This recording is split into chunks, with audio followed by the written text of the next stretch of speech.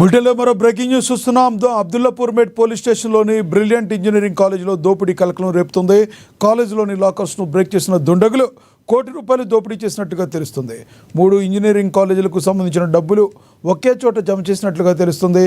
అయితే పోలీసులకు క్లూస్ చిక్కకుండా దొంగలు జాగ్రత్త పడ్డట్లుగా కనబడుతుంది. 200 సీసీ కెమెరాలు ఉన్న DVRను సైతం దుండగులు ఎత్తుకెళ్లారు. ఇక ఒక్కరే డబ్బును దోచుకుని పోయి ఉంటారని పోలీసులు అనుమానం వ్యక్తం చేస్తున్నారు.